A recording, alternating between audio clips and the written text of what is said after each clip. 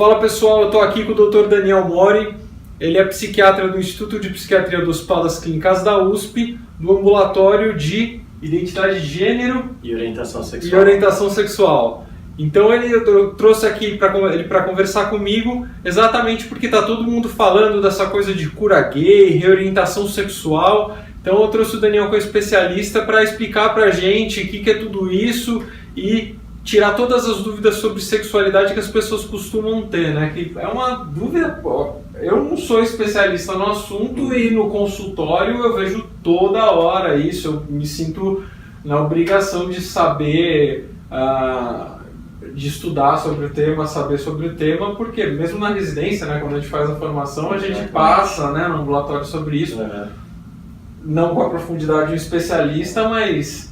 tem que saber, né? É um tema importantíssimo para a saúde mental, né? Exato, Renato. Eu acho que durante a formação a gente acaba tendo muito pouco contato mesmo com sexualidade no geral, né? Mesmo durante a formação médica e durante a residência em psiquiatria, né? São poucas as vezes em que acaba se discutindo a importância da sexualidade na vida daquele indivíduo, a importância de se falar sobre o tema de uma maneira bem aberta, respeitosa, para a pessoa se sentir acolhida também. Né? E aí a gente vê que na mídia está explodindo o assunto, né, o tempo inteiro. Tem casos aí na novela, está sendo discutida a transexualidade aí com uma personagem da novela. E aí a gente vê também a justiça, né, se colocando... soltando algumas liminares e algumas decisões que dizem respeito à sexualidade, que dizem respeito à orientação sexual. Então o tema está aí para ser discutido. Né? Eu vou começar te fazendo uma pergunta que é uma pergunta que eu imagino que está na cabeça das pessoas. Assim, eu imagino que uma grande parte das pessoas se pergunta por que tem pessoas que gostam de pessoas do mesmo sexo? Qual que é a explicação biológica para isso? De um homem gostar de um homem, uma mulher se sentir atraída por uma mulher? As várias orientações sexuais, hoje em dia, Renato, elas são entendidas como variações normais da sexualidade humana. Né? Claro que há muitas pesquisas, há muita gente tentando entender, né? Qual a gênese, ou de onde vem a orientação sexual, onde a orientação sexual está no nosso cérebro, a partir de que idade ela é definida, né? E vamos lembrar que orientação sexual diz respeito a uma expressão do indivíduo de por quem eu tenho afeto, desejo, vontade de se relacionar, né? E no caso da homossexualidade, por exemplo, é do indivíduo que tem um afeto, um desejo de se relacionar com pessoas do mesmo sexo, né? Ou do mesmo gênero. Então existem muitas pesquisas que tentam entender aí, né, onde está a orientação sexual. Ainda não existe nada comprovadamente científico que se achou uma causa para a homossexualidade. Né? Hoje em dia, qualquer teoria que se diga como estrita, tentando explicar, né, é muito simplista. Claro que existem teorias biológicas, né? Existem pessoas aí que tentam explicar a partir do desenvolvimento cerebral, né, a partir dos níveis de testosterona que chegam no sistema nervoso central, no desenvolvimento embrionário, né. Existem teorias psicanalíticas, né, que dizem que, sendo bem generalista, né, como o indivíduo nasce um ser bissexual e vai desenvolvendo, né, a sua orientação sexual ao longo da infância, ao longo da adolescência, né? Existem teorias sociais para isso, mas claro que nenhuma teoria se explica como única, né? Talvez o que é se considerado hoje em dia é que a homossexualidade ou a bissexualidade, porque não a heterossexualidade, ela seja definida por um conjunto de fatores, né? Que são biológicos, psicológicos e sociais também. Mudou a distribuição da preferência sexual ao longo do tempo? Por exemplo, sei lá, no Egito Antigo era diferente, da Grécia, É bastante culturalmente determinado, assim, né? E se a gente não precisa ir muito lá para trás, assim, se a gente pegar o mundo hoje em dia e a gente for analisar dados de prevalência, por exemplo, se a gente for comparar basicamente entre Oriente e Ocidente, as prevalências são diferentes. Né? Porque são culturas diferentes, são meios sociais diferentes, existem religiões diferentes, né? Então, a possibilidade de um indivíduo se identificar como homossexual, né, no Ocidente e no Oriente são diferentes, né? Apesar da gente estar em 2017, vale lembrar que em muitos países é crime, né, você se identificar como homossexual. E às vezes é crime punido com pena de morte, ou crime punido com prisão perpétua. Né? A gente não precisa ir muito longe, não. Na Guiana, por exemplo, que é um país vizinho nosso aqui, é prisão perpétua, né, para um indivíduo que se identifica como homossexual, e na Jamaica também, e alguns outros países do Caribe. Né? Então, existem diferentes dados de prevalência, assim, do quanto, né, que existem aí de homossexuais na sociedade, exatamente por conta disso, assim, né? Se o indivíduo acaba achando errado ser homossexual, ele provavelmente, ou tem alguma punição envolvida, provavelmente ele não vai se declarar numa pesquisa, por exemplo.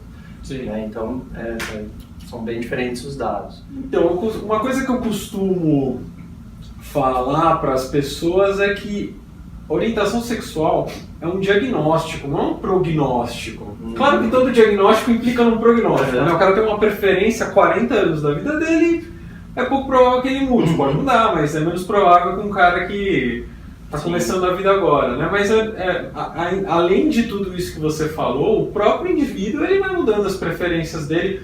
A maioria das pessoas muda pouco, mas todo mundo vai mudando as preferências ao longo da vida, né? Então também no indivíduo isso muda, né? Exatamente.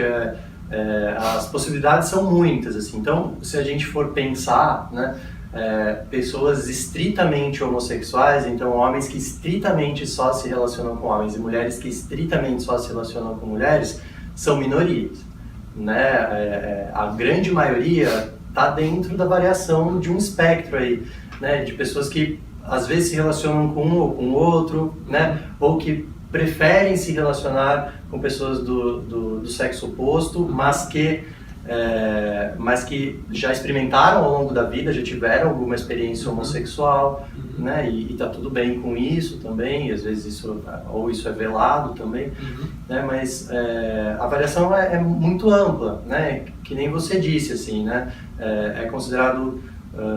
não é considerado mais um diagnóstico no sentido de uma doença, né, mas é algo a se ficar atento, né, porque pessoas homossexuais, né, costumam ter até dentro da epidemiologia, né, da epidemiologia médica mesmo, costumam estar vulneráveis a situações que pessoas heterossexuais ou que se identificam como heterossexuais não estão.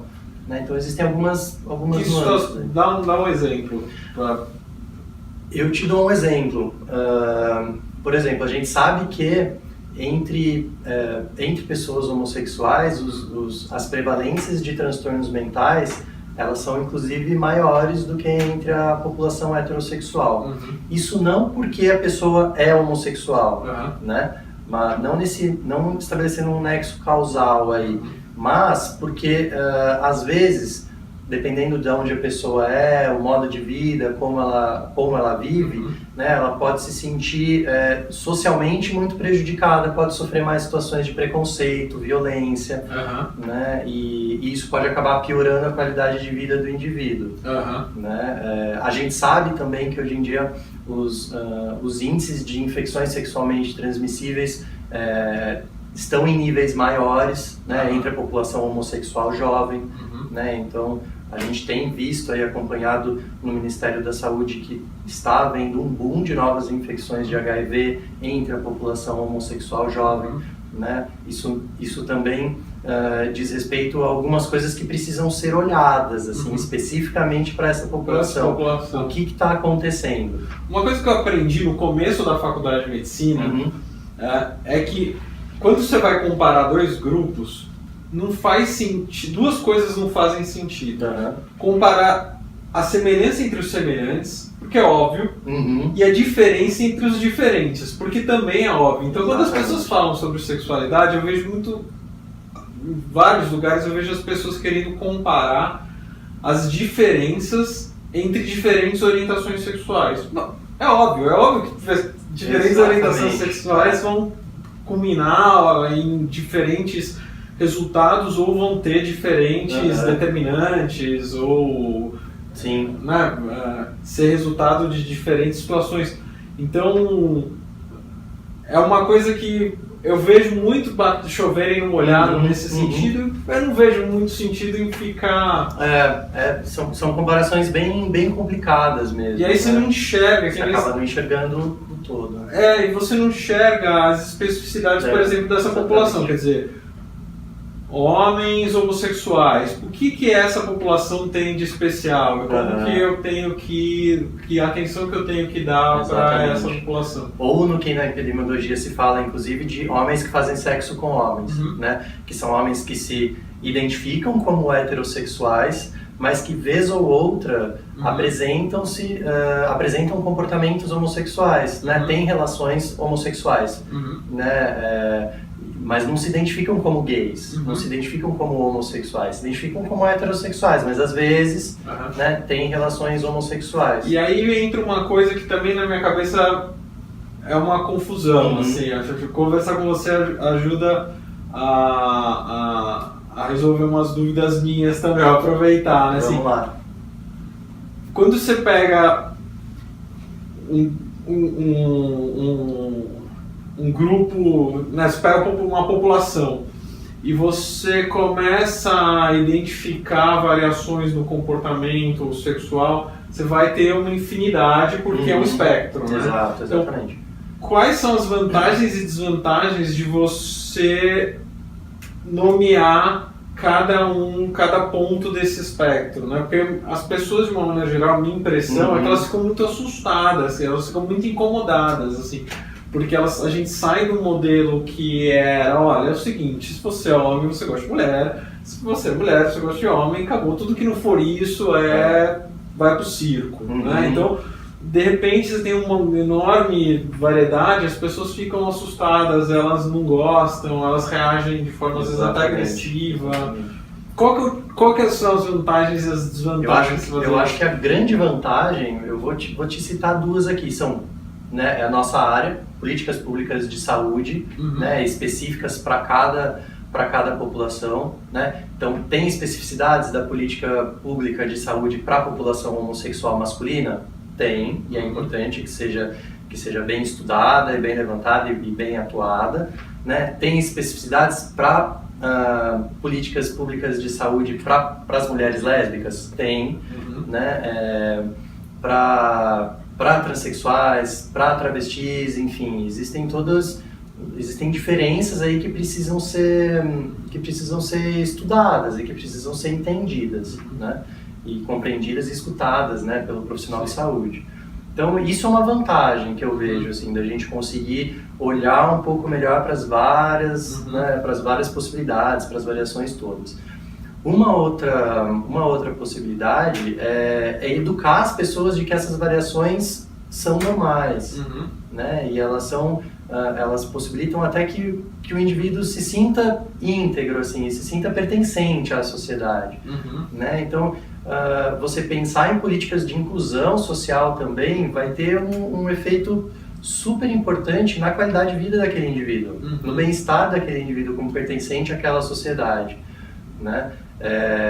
Se a pessoa se sente excluída, se a pessoa se sente violentada nos seus direitos humanos, e Renato, é impressionante, assim, apesar do Brasil ser visto como um país muito diverso, muito colorido, muito bonito, né, é considerado o país que hoje em dia mais viola direitos humanos da população LGBT, né, no mundo, assim. A gente é um grande campeão disparado nos índices da OMS, nos índices da ONU, enfim. Então, mas até comparado, sei lá, com o Oriente Médio, com coisas que você citou, com que o cara vai preso. Exatamente.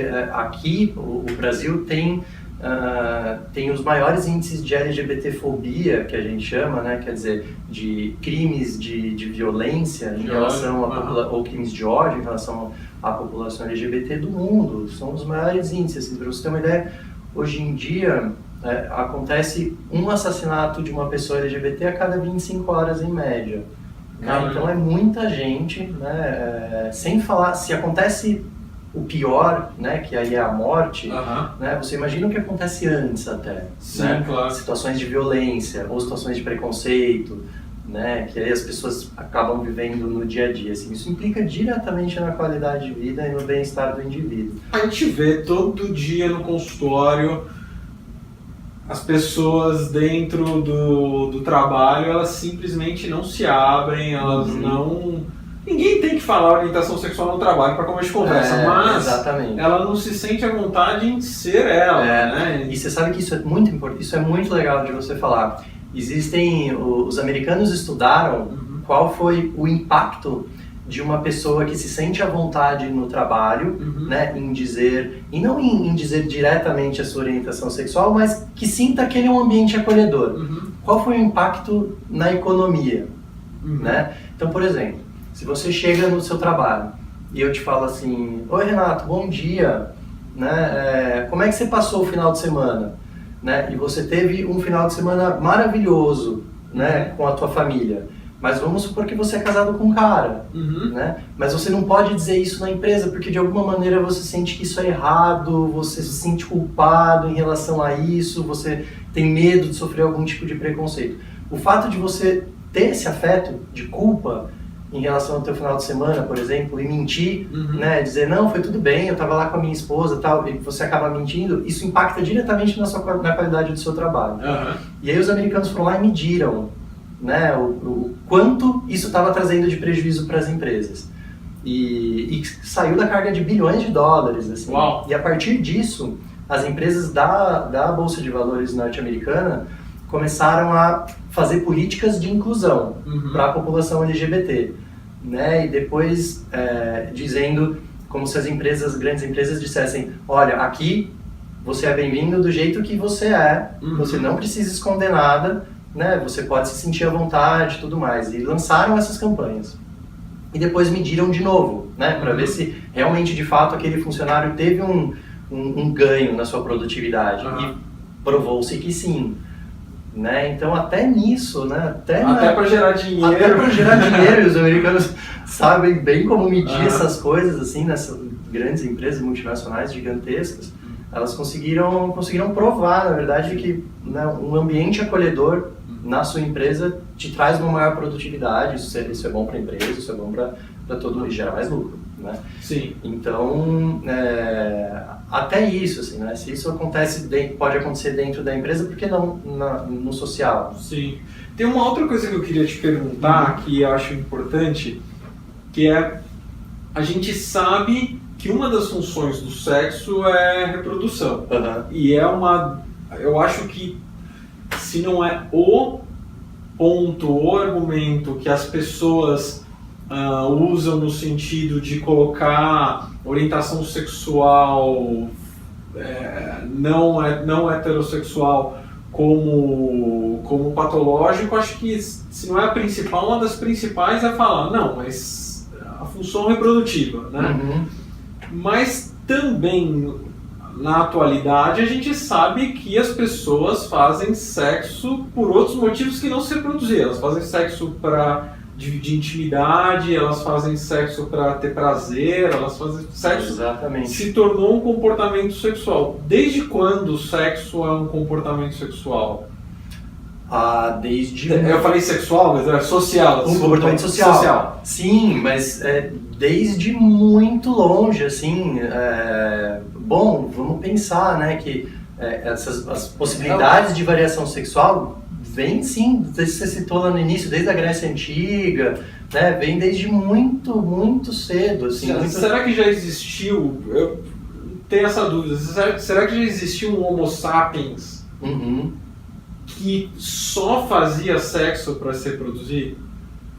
Entendi. Será que já existiu um ser humano, não, assim, uma espécie humana, Homo sapiens? Será que teve um Homo sapiens já que ele só fazia sexo para se reproduzir? Ele não fazia sexo por prazer? Ele não fazia sexo com um Homo sapiens no mesmo gênero que ele, gênero biológico? Ou ele não se masturbava? Você já teve essa fase?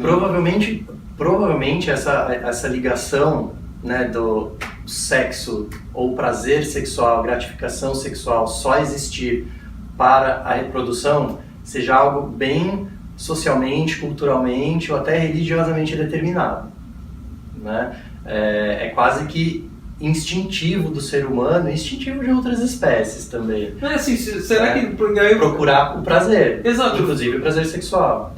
Tipo, se a gente tirar do sexo, eu penso, será que já teve um Homo sapiens que comia só para se alimentar, que não comia por prazer e não dividia? Ou, né? Porque a gente vê o macaco fazendo isso, né? Sim, exatamente. Provavelmente existia, né? Provavelmente existia e a própria sociedade veio e disse, não, isso está errado, o sexo é só para reprodução. E aí você inibe um instinto ali, né? Você inibe algo que era um comportamento considerado normal, né? Vou te dar um exemplo, assim, né?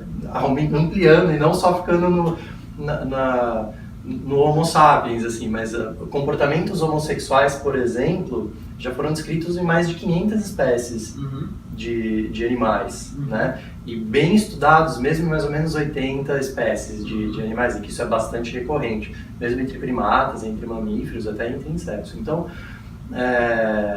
quer dizer, se existe até em outras espécies, provavelmente não seja só para reprodução, assim, né? Tem algo a mais, né? A gente está deixando de levar em conta algo que é tão bonito nosso também, que é a possibilidade de se engajar num relacionamento afetivo. Sim.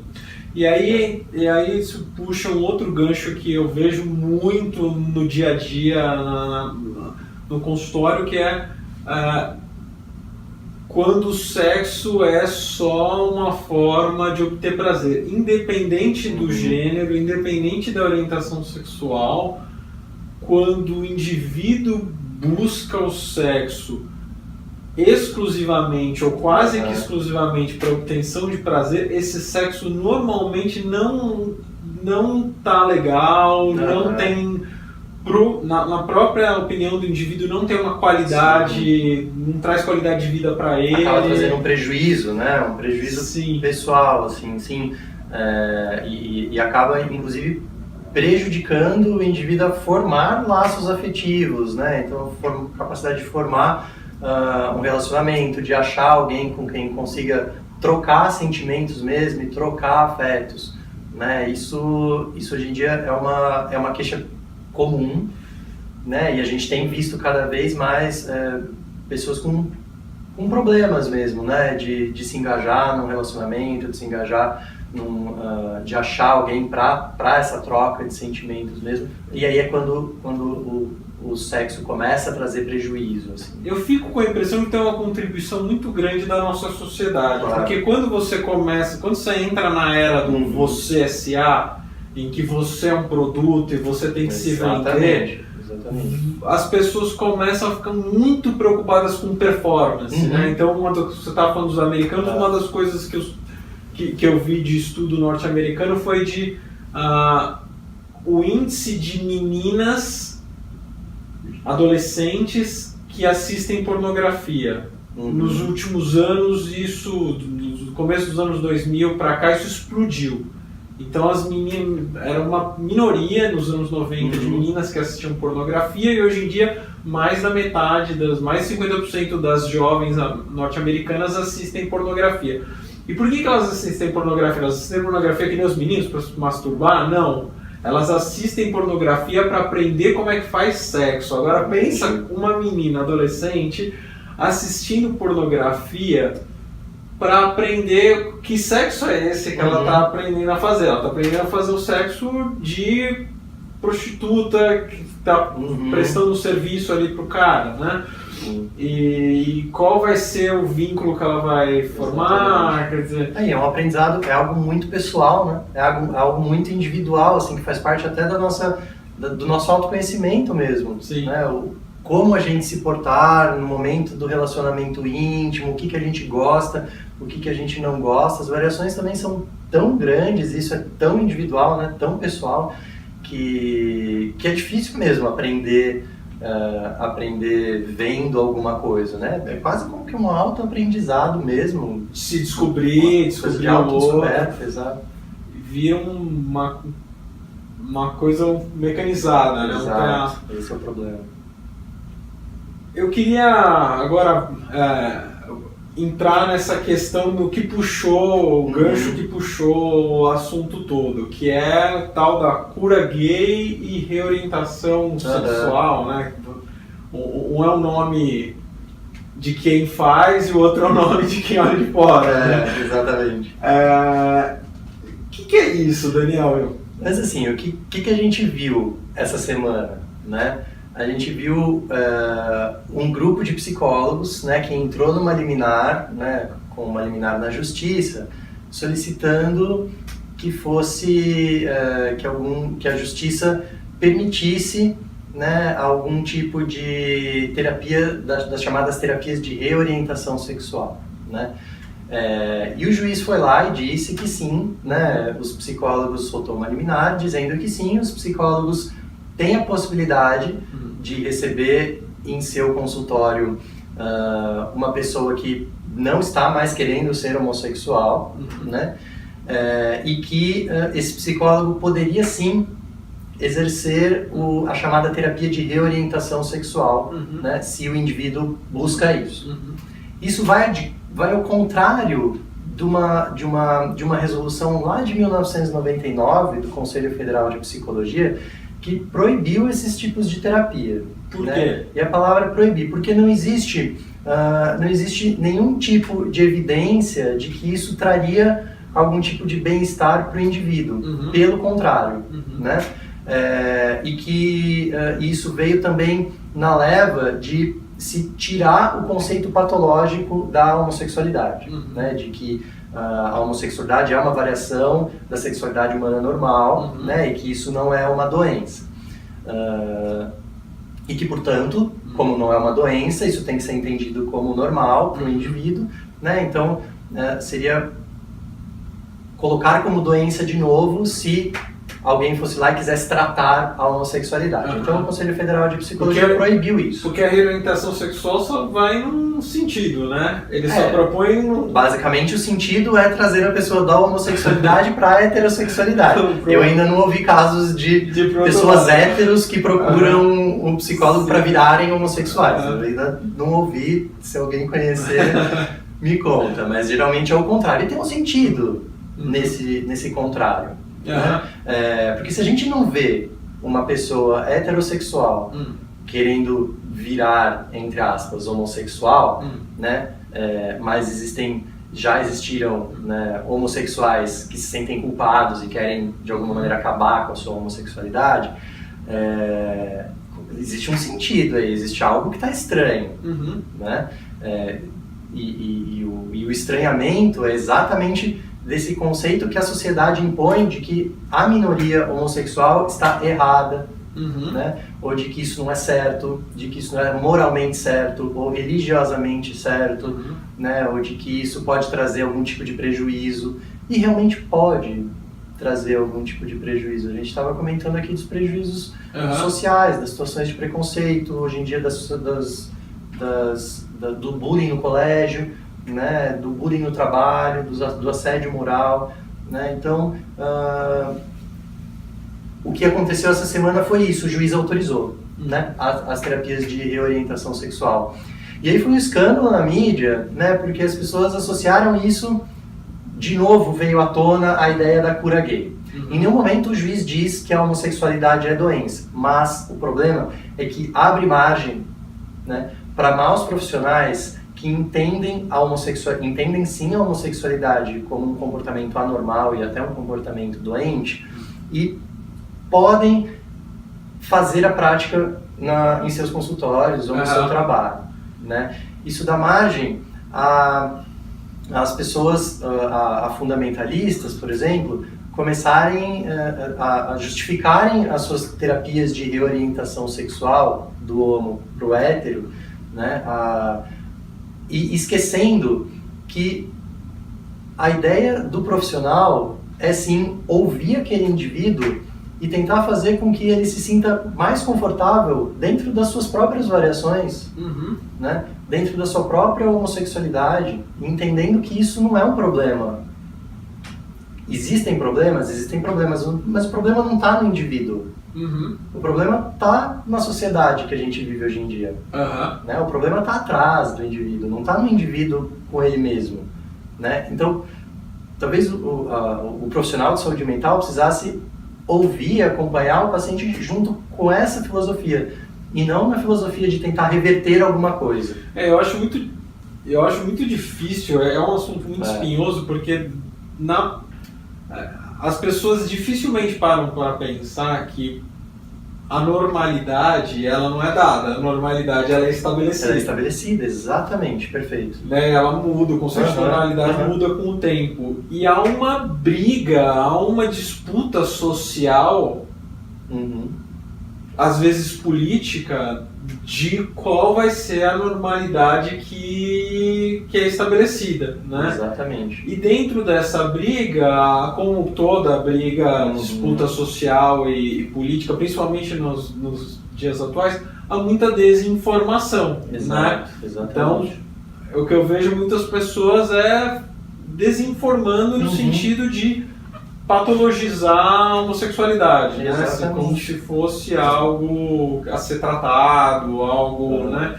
E mesmo antes da resolução mesmo antes dessa liminar sair, a gente vira e mexe, vê na mídia, né? Quem trabalha com o assunto vê na mídia palestras ou até profissionais da saúde mental que vendem palestras ou vendem falas dizendo assim, venha descobrir como tratar a sua homossexualidade, né? Como sair da homossexualidade e ir para a heterossexualidade, né? Pais, né? Para os pais de crianças ou de adolescentes, assim, venha saber como reverter a homossexualidade de seus filhos. A gente já via isso, né? Claro, daí como existia uma proibição, isso é passível inclusive de punição. Né? Porque isso não existe. Né? Eu fico sempre imaginando que esse tipo de liminar favorável a essa prática, eu fico imaginando pais que, por exemplo, possam, por desinformação, levar o seu filho adolescente a um profissional desses, né? E eu fico pensando nesse adolescente, assim, como é que ele vai se sentir? Ele vai se sentir, mais uma vez, como um indivíduo errado, como um indivíduo vai criar uma culpa dentro dele, né? E isso vai ser extremamente prejudicial para todo o desenvolvimento do indivíduo. Autoestima, relacionamento, a gente, de novo, né? Vemos todo dia isso no consultório, né? Exatamente. E aí eu queria puxar um outro gancho depois desse, que você até comentou da novela, da Globo, né? Também depois eu quero saber o que você está achando da personagem da novela. De identidade de gênero, né? Então, a gente falou sobre qualquer indivíduo, que preferência que ele pode ter do ponto de vista sexual, mas também da identidade. E isso eu acho que confunde as pessoas mais ainda. Como que um cara, um homem, XY, genitália masculina, o cara olhou no espelho lá, homem, daí ele olha e fala, não, mas eu me sinto uma mulher, né? E vice-versa, né? Exatamente. Tipo, como é que pode isso? Aí você está entrando no ponto da identidade de gênero, né? Que é o meu sentimento em relação, os meus afetos em relação a como eu me sinto, né? Então, existem também possibilidades, existem variações dentro disso, né? Então, quando a gente nasce, quando o indivíduo sai ali da barriga da pessoa que gerou, né? Geralmente um médico vai pegar o bebê, né? E vai ver ali uma genitália, né? E vai dizer, olha, é um menino ou é uma menina, né? E aí o indivíduo vai ser registrado como tal, vai se escolher um nome e tudo mais, né? O que se sabe, então, na maioria das vezes, né? Na grande maioria das vezes, o sexo é determinado pelo genital, assim que o indivíduo nasce. A maioria das pessoas vai se sentir confortável com isso, vai crescer, vai se desenvolver, vai chegar na idade adulta, né? E a identidade de gênero, quer dizer, o fato de eu me sentir homem, de eu me sentir mulher, vai coincidir com a minha genitália e com o meu corpo, né, com o meu desenvolvimento biológico do meu corpo, né? Isso é o que acontece na maioria das vezes. Mas existe uma parcela de pessoas, né, que a identidade de gênero, quer dizer, o fato de eu me sentir homem ou me sentir mulher, não vai coincidir com a minha genitália. né? Ou com o sexo que me foi designado lá quando eu nasci. Né? Daí a gente está falando de pessoas transexuais. Tá. Né? Então, quando a minha identidade de gênero coincide com o meu corpo, coincide com a minha genitália, eu estou falando de pessoas cisgêneras. E quando a genitália não combina ou é oposta ao fato de eu me sentir um homem ou me sentir mulher, quando isso não entra em acordo, eu estou falando de pessoas transgêneras. Tá, então deixa eu tentar entender aqui. Eu sei que a gente goza no cérebro, né? Sim, a grande pessoa, parte. né? Sim. O sistema nervoso joga sensações pro corpo e pega de volta, mas eu gosto com o cérebro. Tem gente que não tem sensibilidade na genitália e goza mesmo assim. Consegue, exato, chega ao orgasmo. Né? Agora, a minha identidade de gênero também está no meu cérebro, então. Provavelmente. Porque está em tudo aquilo que a gente se identifica, que a gente olha, que a gente sente, né? Então são os afetos, são os sentimentos relacionados ao meu gênero, né? Como eu me sinto. E às vezes isso não bate com o corpo, não bate com o meu desenvolvimento biológico. E aí dá um quiprocó danado, porque quem é cis, sim. olha pro trans e fala, não, essa pessoa tá de sacanagem. Pô, olha, é óbvio que é um homem, é óbvio que é uma mulher. Por que essa pessoa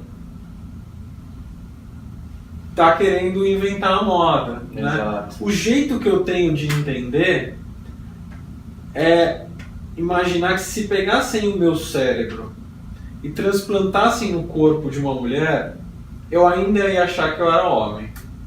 Eu não ia olhar no espelho e ia falar, não, agora eu sou uma mulher.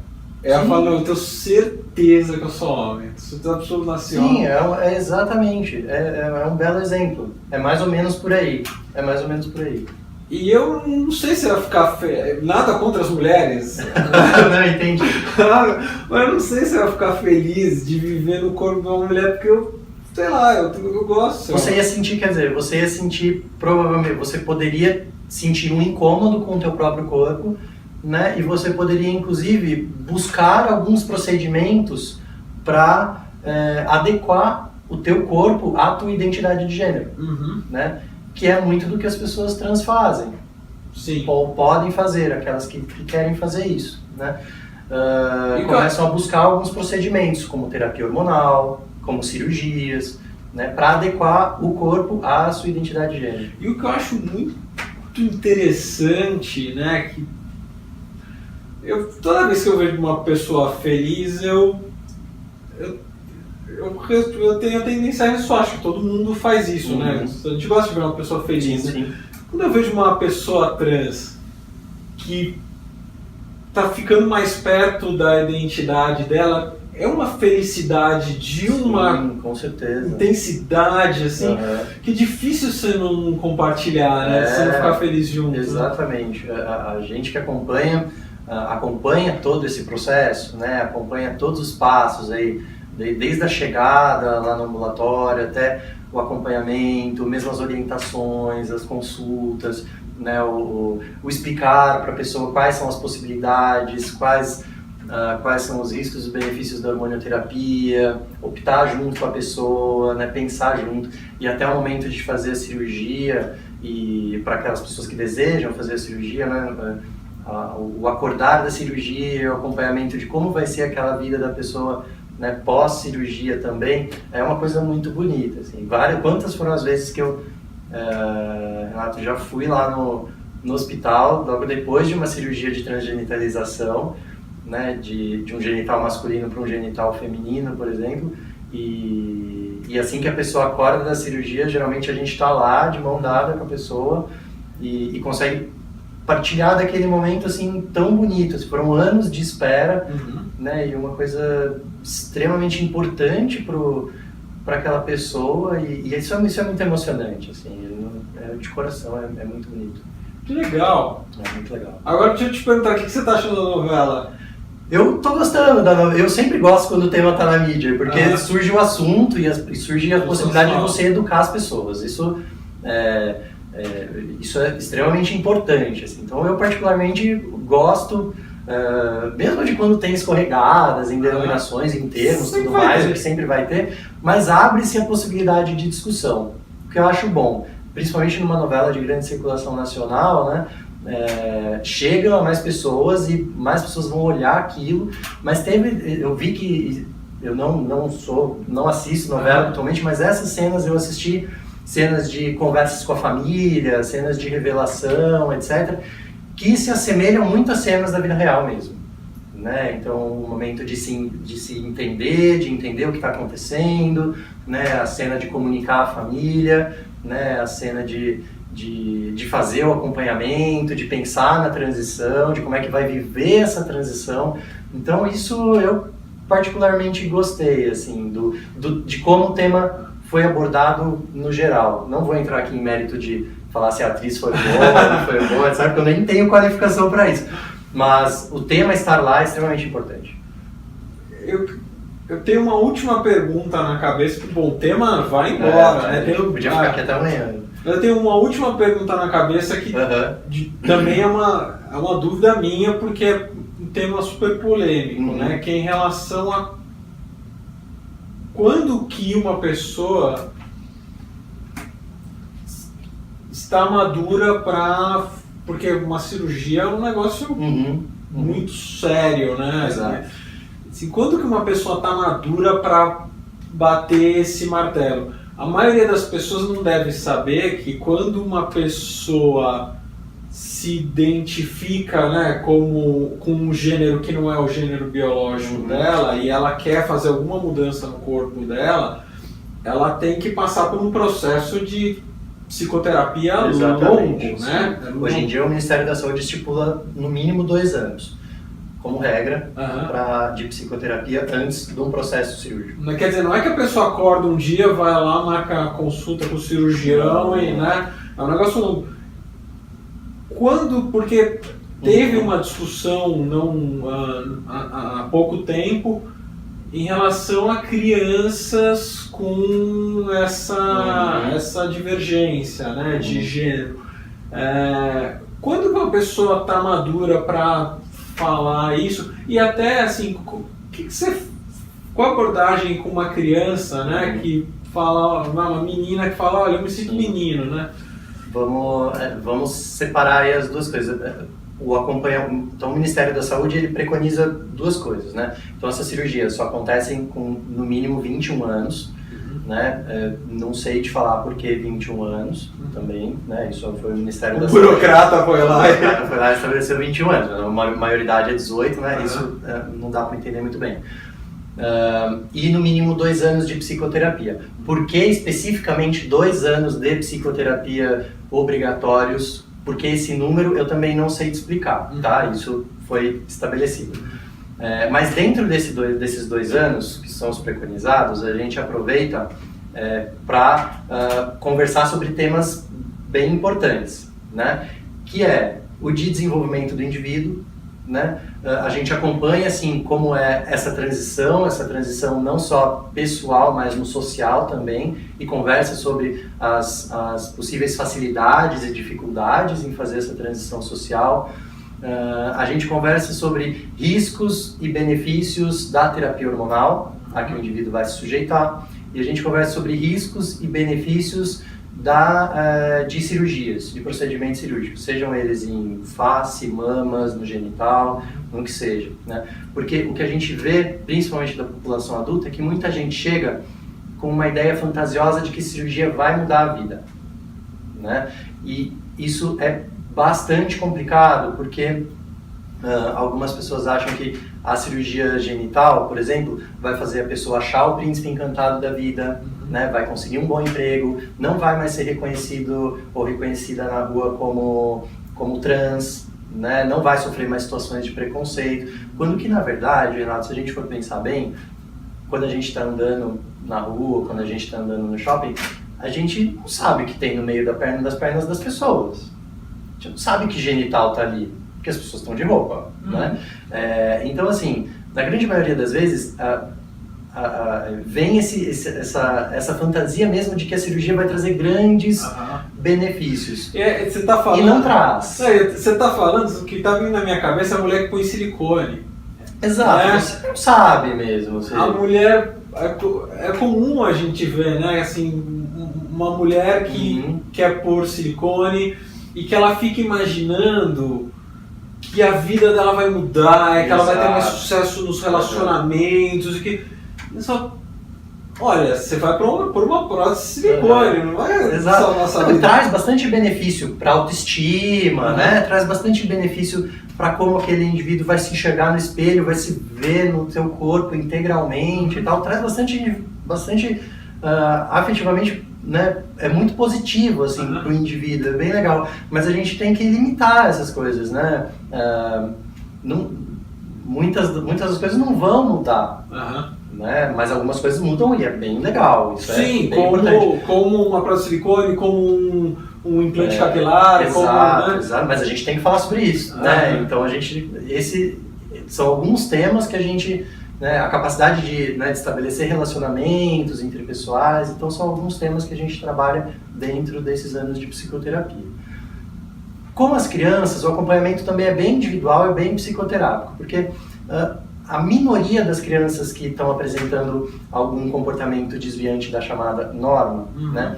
Quer dizer, o menino que está apresentando comportamentos de menina, né? Ou a menina que está apresentando alguns comportamentos de menino. Então os pais geralmente levam as crianças lá e dizem, olha, meu filho não está normal, isso não é normal, não sei o quê, né? E aí vem a palavra normal de novo, né? Então, grande parte do acompanhamento das crianças em psicoterapia individual é discutir com a criança, discutir com esses pais o que é normal e o que não é normal. Né? A maioria das crianças não vão se desenvolver como indivíduos transexuais, né? Só estão apresentando na infância comportamentos que diferem do socialmente determinado como de menino ou de menina. Né? Então é o menino que chega na ReHap, por exemplo, né, ou numa loja de brinquedos e fala assim, olha, eu gosto de uma boneca, eu quero uma boneca. E o pai fica desesperado, meu Deus, será que é trans? Né? Será que meu filho vai ser gay, não sei o quê? E a gente fala, não sei. Não sei. Né? Não tem como dizer. Sim, está se desenvolvendo. Exatamente, porque o desenvolvimento pode ser muito amplo. Né? Então, basicamente a gente conversa com esses pais, né, e conversa até com a criança também, mas como lidar com esse tipo de angústia, né, do teu filho ou da tua filha estar te decepcionando, entre aspas, com esse tipo de comportamento. O que está difícil para você aguentar esse tipo de coisa? Eu acho engraçado porque as pessoas elas têm dificuldade de até enxergar a linguagem, né? Exatamente. Porque se eu vou para a Itália, eu me beneficio de falar italiano, né? E aí, de repente, o menino está aprendendo a linguagem do universo feminino e os pais ficam preocupados, né? Exatamente. Mas não é bom ele aprender a linguagem do universo feminino? Metade das pessoas do mundo são mulheres, né? Como é que ele vai se comunicar com essas pessoas, né? O teu exemplo é perfeito, né? Então faz parte de um desenvolvimento, inclusive na grande maioria das vezes, de um desenvolvimento adequado, bacana e normal, completamente esperado para aquele indivíduo, né? A minoria das crianças que procuram a gente é que vão permanecer se identificando com o gênero oposto ao que nasceram, né? Hoje em dia os números na literatura internacional dizem que de um ambulatório específico, em torno de 15% a 17% é que vão permanecer adolescentes transgêneros e adultos transgêneros. É muito pouco, é um ambulatório especializado nisso, que já é uma coisa exatamente. Então, muito raro, só menos de 20%. Menos de 20%. Tá. É interessante. Eu fico, acho que para fechar, eu vou te perguntar se tem alguma coisa que a gente deixou de fora, mas dessa história toda, eu faço um paralelo com relacionamento, né? Então, nos meus canais em rede social, eu falo muito sobre relacionamento, porque é um tema que as pessoas se interessam muito e tem muita dúvida, e eu fico com a impressão, ao longo das últimas décadas nos relacionamentos, que a liberdade, as pessoas tinham uma ideia muito fantasiosa do que a liberdade poderia trazer, né? E a liberdade, as pessoas imaginavam que liberdade era bom. E hoje elas se questionam se é ou não, né? E eu não tenho dúvidas de que liberdade é bom. Mas a questão é que a liberdade não resolve tudo e a liberdade ela demanda responsabilidade, ela demanda maturidade. Quanto mais liberdade você tem, mais maturidade, mais responsabilidade você tem que ter para não se embananar. Exatamente, né? Exatamente. E eu, com a sexualidade, com o comportamento sexual, eu enxergo a mesma coisa. A gente não quer voltar para o século XIX, em que o Freud tinha que ficar tratando as histéricas porque não podiam gozar, né? Assim, pelo amor de Deus. Né? Olha como a gente evoluiu, né? Com a questão da liberdade sexual. Ao mesmo tempo, a gente está numa época que, do ponto de vista de comportamento sexual, é mais fácil se embananar mesmo, porque tem mais liberdade. Pois bem, vamos voltar para o século XIX, né? Não, a gente precisa de informação, de educação, né? O que você acha da nossa conversa que faltou? O que você acha que as pessoas normalmente não falam? O que você acha que seria legal falar? Acho muito legal a nossa conversa e aquilo que eu falo contigo, uma coisa que eu bato na tecla com os meus alunos, com os residentes e tudo mais. Chegou um indivíduo para você, está conversando com alguém no seu ambiente social, na rua, com um amigo, com um colega de trabalho, até com seu paciente, porque não suponha nada, né? Não leve nenhum pressuposto. Se a pessoa é hétero, é homossexual, é bissexual, é cisgênero, é transgênero, não pressuponha, né? Deixa as possibilidades abertas, porque elas realmente são abertas, né? Então, se a gente talvez não supor nada e não impor nada, né, as relações podem acabar sendo muito mais fáceis, né, e muito mais tranquilas, né, e acho que a gente está precisando um pouquinho mais de tranquilidade no mundo aí. Daniel, super obrigado, adorei. Obrigadão, valeu. É isso aí.